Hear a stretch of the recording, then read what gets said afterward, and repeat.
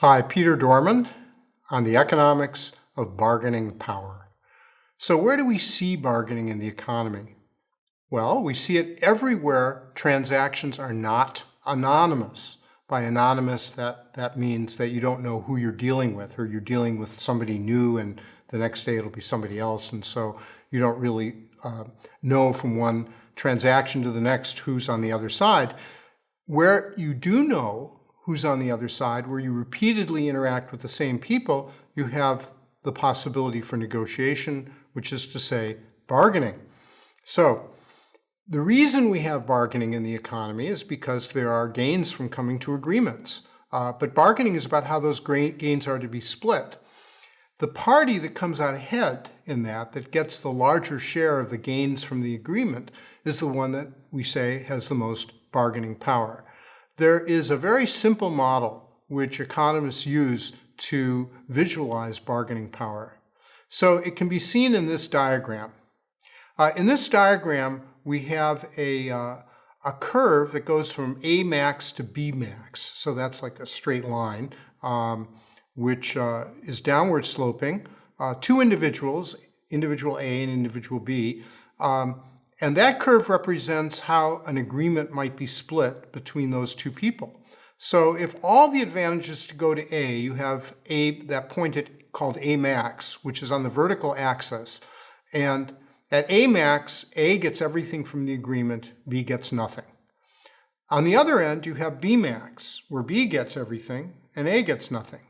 And then you have every point in between where they could divide the cake up into different slices, and A could get a little more or less, or B could get a little more or less. They can move up or down that curve. The curve is a straight line because the assumption behind this so far is that it's zero-sum bargaining. So if we add what A gets to what B gets, if that's the sum of the advantages to the bargain, it's a fixed amount.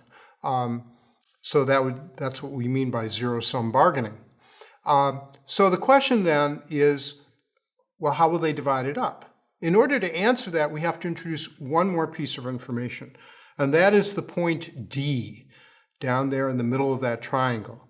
The point D represents the value to both sides of there being no agreement. So it's the disagreement point. dA, that vertical distance, represents how well off A will be if they walk away and there's no agreement. dB represents how well off B will be if there's no agreement.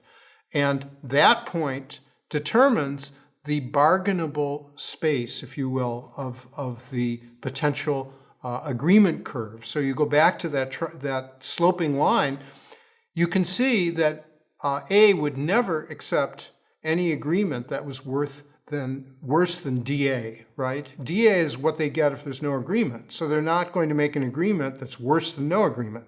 So anything below the point D is off limits for person A.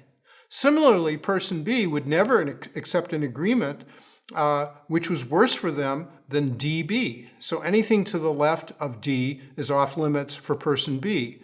And in that case, then, the only bargainable space would be the space between the 2 points S1 and S2. So these are the assumptions that we've worked with so far, and this is the analysis that we have. The agreement must lie between S1 and S2. Nothing in this theory tells us where it will be. Along comes John Nash, who was made famous by a movie and getting a Nobel Prize and having some difficulties he was schizophrenic, but a brilliant person, and he came up with various reasons for arguing that halfway was where he expected this agreement to lie. So somewhere halfway between S1 and S2. Now, imagine what happens if the point shifts, if it goes, let's say, from D1 to D2. So if you look at D1, you can see that, that at D1, it's very costly for B not to have an agreement and only somewhat costly for A. But at D2, it's much more costly for A to not have an agreement and less costly for B. So the shift is good for B and it's bad for A. And if S1 is the kind of Nash point halfway between the two extremes, bargaining extremes for each side based on the disagreement point, we would see ourselves going from S1, that first agreement based on D1, to S2 based on D2. And so the result of that would be a shift along the potential curve away from A and towards B in terms of the advantages of the agreement. Now, notice what has shifted. What has shifted is not the advantages of the agreement. What has shifted are the advantages, if you will, or the consequences of a disagreement.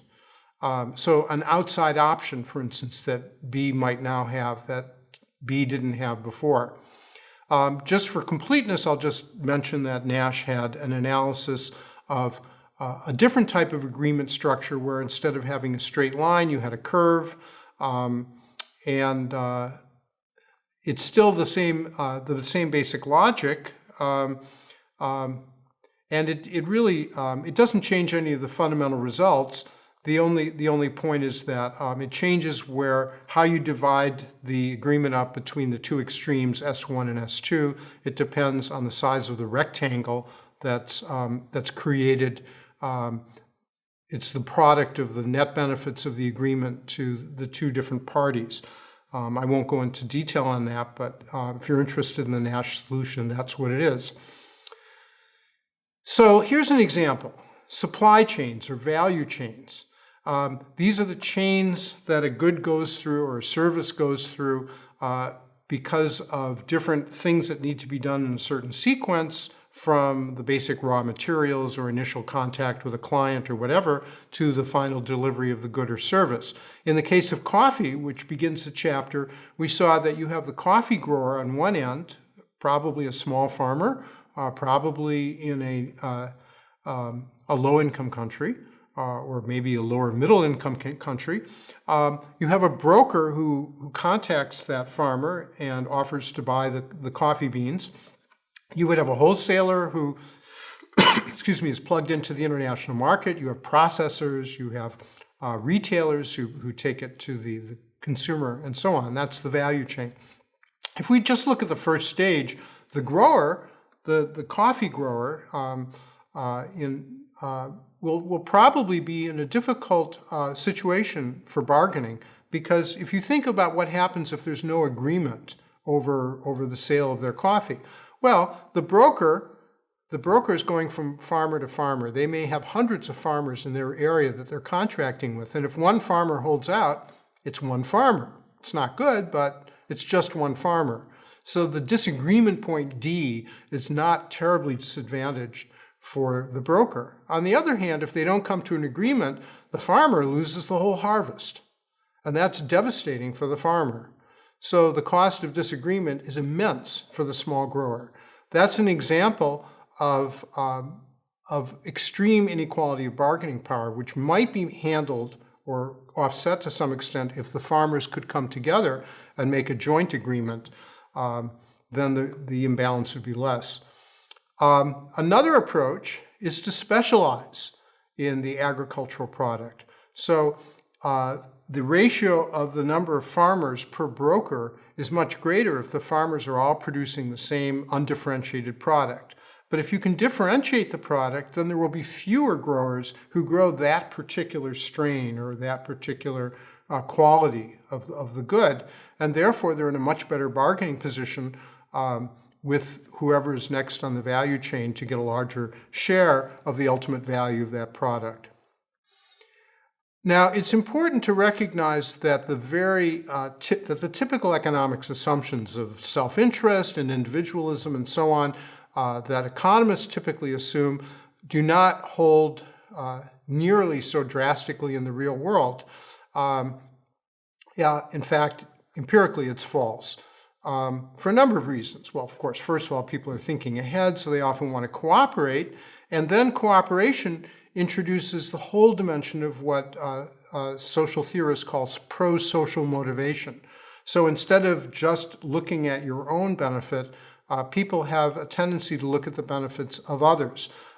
There's a purely self-interested reason to look at the benefits of others because if you're a cooperative person, people will cooperate with you, you'll get ahead in the world, and so on. But in addition to that, there is genuinely a satisfaction people get simply from the cooperation itself and seeing other people benefit from that.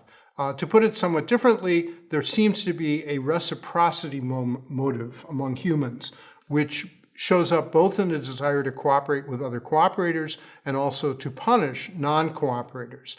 And this can really affect how bargaining works in the real world. However, it's important to recognize that pro-sociality differs across individuals and even across, or even especially across cultures. If you're interested in this, there's a very interesting book called Foundations of Human Sociality that was published in 2004. A group of anthropologists and economists collaborated, backed by a very large sum of money, to do studies in 15 relatively isolated small-scale societies around the world that were culturally extremely different, to see how this social or reciprocity motive differed from one culture to another. Among the co-authors of the book is my dissertation advisor, Herb Gintis, but my own work had nothing to do with this.